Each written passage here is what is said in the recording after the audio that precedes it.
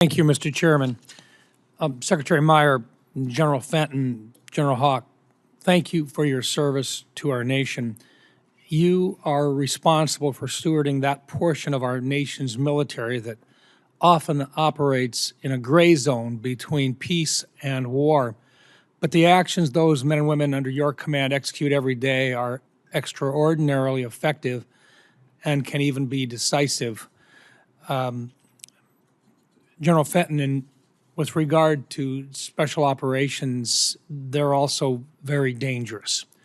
And even though we talk about it being between peace and war, when we talk about being left of a conflict, you still have young men and women that are in harm's way, as evidenced by the loss of 15 of your teammate members most recently. We sometimes forget that even during those times in which we don't have active and obvious conflict, these young men and women are still in harm's way, and they not only should be acknowledged and respected by not just this committee, but by this country for their sacrifice and their service. And I would like to extend our thanks to you and to their families for allowing them to serve when sometimes it looks like it's peacetime, but it's not. And that in a very dangerous world, they stand on the front line. So please extend to your extended family our thanks for what they offer every single day. Senator, thank you. Thank you very much for that. I appreciate any opportunity to talk about how our thoughts and prayers, and now added with yours, and I absolutely know this whole committee, go out to the families, immediate and extended, and certainly the units that suffer those losses, while our teammates that you just noted gave their ultimate measure of devotion.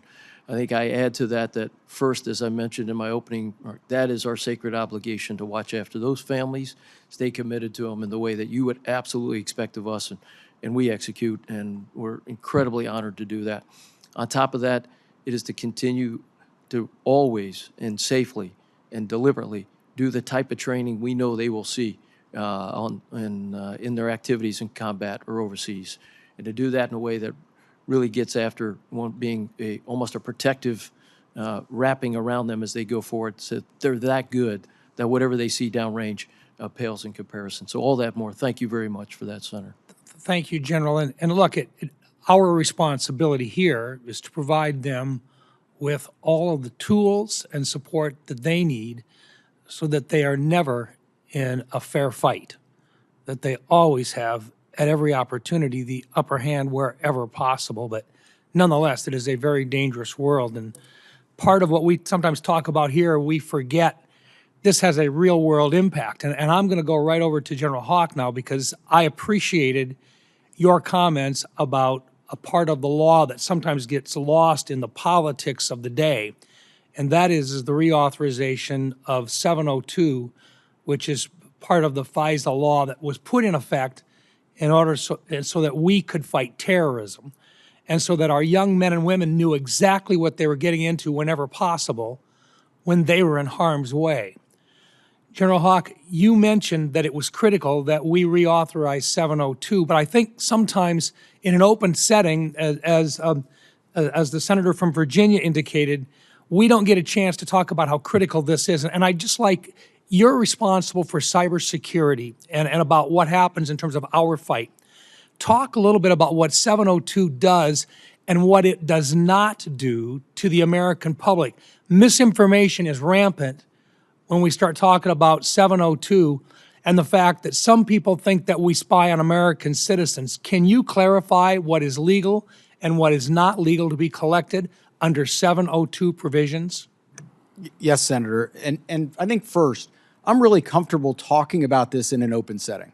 This is the most transparent intelligence authority we have. It is built with protections for the American people, that only things that are authorized collection is foreign intelligence targets operating outside the United States. This authority cannot be used to collect against Americans. Now, say that again. This authority cannot be legally used to collect against American citizens. Is that correct? Correct, Senator.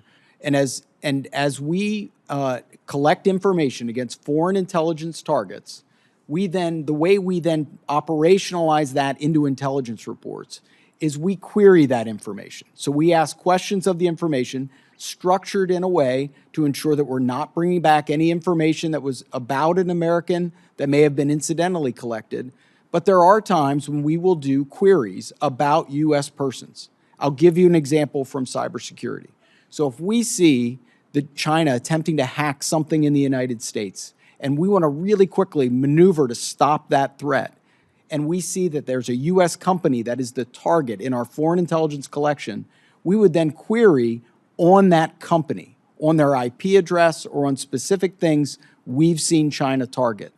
In doing that, that query about that U.S. entity allows us to really quickly understand what is being attacked, how can we rapidly identify it, and then how can we get that information to that U.S. company so that they can mitigate the attack as quickly as possible. So it allows us a set of protection of civil liberties.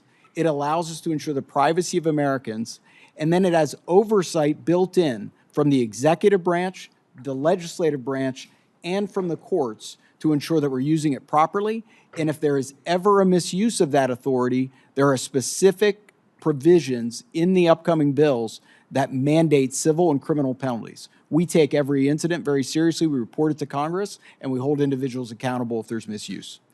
And would you say that those young, and I apologize, I see I'm getting close on my timer, but would you say that 702 is critical in defending and allowing those young men and women who are in harm's way today serving overseas?